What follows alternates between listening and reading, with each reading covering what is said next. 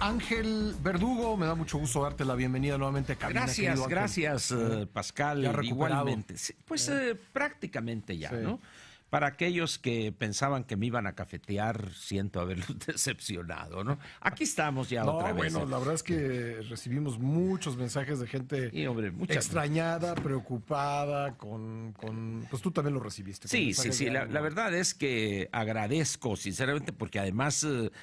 como diría un amigo, me abruma eso, pues, o sea, no estoy yo acostumbrado a que, pues digo, normalmente en el medio familiar, sí, ¿no? Pero de repente personas, y hay que agradecerles, pues, en verdad me siento halagado por sus buenos deseos y sus deseos de recuperación, los cuales agradezco en verdad. No es igual el programa.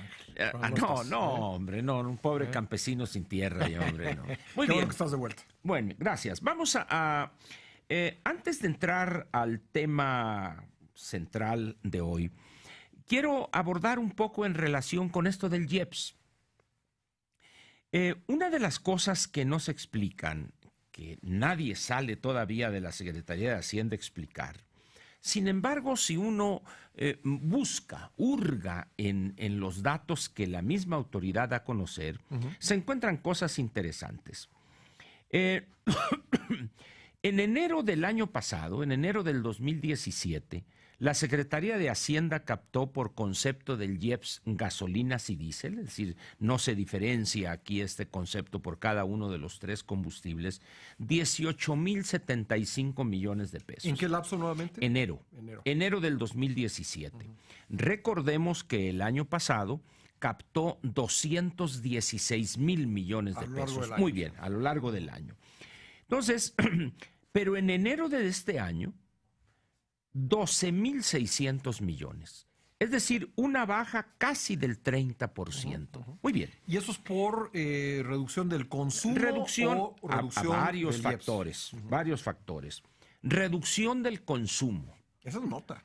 Petróleos Mexicanos dio a conocer en su documento Indicadores Petroleros, dio a conocer el volumen de las ventas internas de las gasolinas y el diésel. Sí. Y nosotros vemos que en el caso de las gasolinas automotrices fueron 764,000 en enero, 764,000 barriles diarios de gasolinas automotrices, pero en diciembre fue 854,000. Entonces, tienes tú... ¿Y enero? ¿Tienes la comparación? Enero, claro. El año pasado, en enero, fueron 750,000. 749,000, pues. Sí. Pero ahí no hubo problema porque les ayudó el efecto del 380 del IEPS. Claro. Recordemos que el IEPS el año pasado, que fue el problema del gasolinazo, saqueos, fue 380. Pero el IEPS...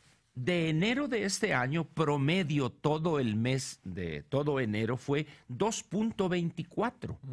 Entonces, de 3.80, el IEPS del año pasado bajó a 2.24. ¿Cuánto fue en el mes de febrero donde se recupera? Porque además fue 2.68 pesos. Sí. Entonces, ¿qué hace la Secretaría de Hacienda? Dice, bajé 5,600 millones de pesos, producto de que el IEPS bajó, ¿no? Pues, ¿qué hago? Pues subo el IEPS, que el dólar, que el precio del barril de petróleo, a mí 44 centavos. Así es. Entonces, ¿qué es lo que vamos a ver en las estadísticas que dé a conocer al final de mes Hacienda? Que va a haber un cierto repunte en febrero, aun cuando debemos tomar en cuenta que son 3 días menos, o sea, por los 28 contra los 31. Claro. Pero al final de cuentas, lo que estamos viendo aquí, que se prueba, es que al final de cuentas a Hacienda lo que le preocupa es su ingreso. Porque si dices tú, bueno, que se mantenga así 12,000 millones de pesos, 5,600 millones de pesos menos que en enero del año pasado. Y dices tú, multiplica por 12 eso, por 12, son 66. Sí, pero lo que te faltaría para el año pasado, comparar con él, son 60,000 millones de pesos. 70, ¿no? Entonces dices tú, a ver, ¿y de dónde los va a sacar Hacienda? Pues si es por la baja del IEPS, pues subo el IEPS. Me importa un comino si el dólar, si esto. Porque además... Es recaudatorio, ¿no?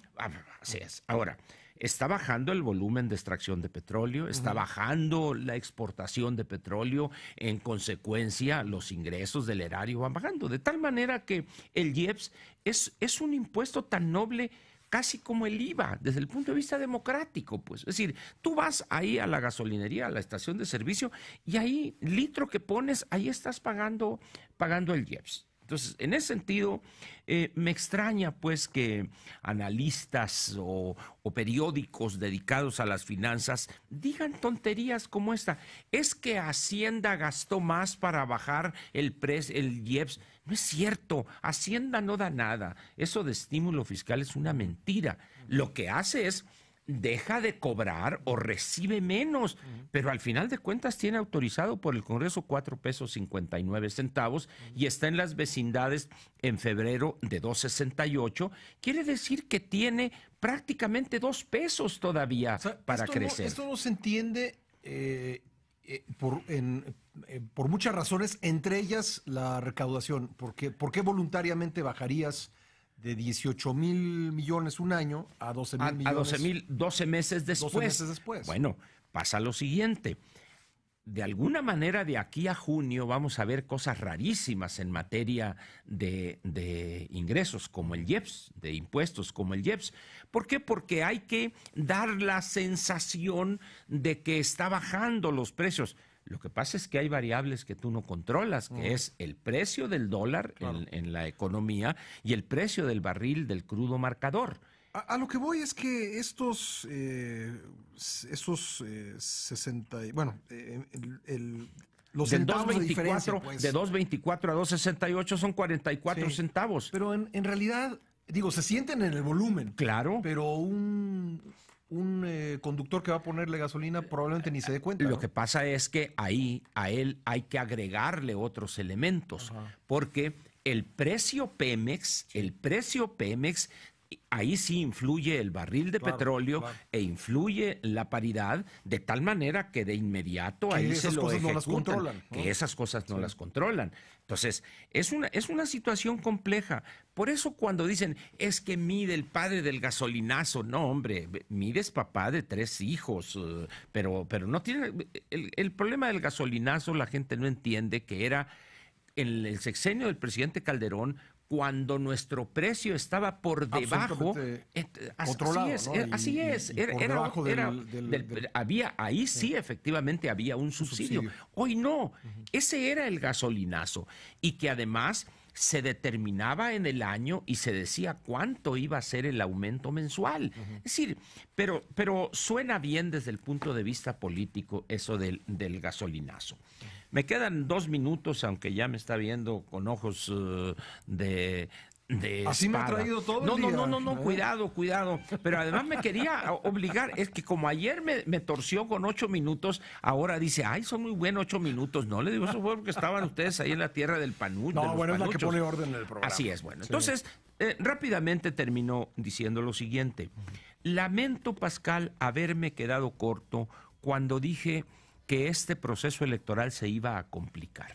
Lamento en verdad haberme quedado corto. Mañana hablaré más extensamente, pero quiero hacer un apunte nada más en relación con lo que vi el domingo. Vi el video, vi la transmisión del acto del Partido Revolucionario Institucional, 89 años, el aniversario 89. Y lo que más risa me dio fue cuando Mid dice, y seré implacable con luchando contra la corrupción, dijo, ¿no? Así pinto mi raya, y se les van a tener que entregar, y se les quitará lo que robaron, etcétera, y el que la hace la debe pagar. Y en ese momento personajes como Romero de Champs, Beatriz Paredes, aplaudiendo cual viles matraqueros, o dice uno, a ver, señores, no les sale sangre de la boca, no se muerden la lengua de todo. Es decir, y una cantidad de personajes en las primeras 2 o 3 filas que si realmente tuviera intención Mid de luchar contra la corrupción, pues ahí tendría como 40 o 50 personajes para echarles el guante. Para simplemente la persona que conozca la mansión de la señora Paredes, pues dice, pues si aquí podemos recuperar un buen, como dicen ahora los jóvenes. Es decir, ahí es donde se nota, pues, que anda el candidato Mid, como dirían en mi tierra, como papalote sin cola. Pero eso lo veremos mañana de manera extensa. Ángel, nuevamente, bienvenido de vuelta. No, hombre, muchas gracias y aquí nos veremos mañana. Gracias.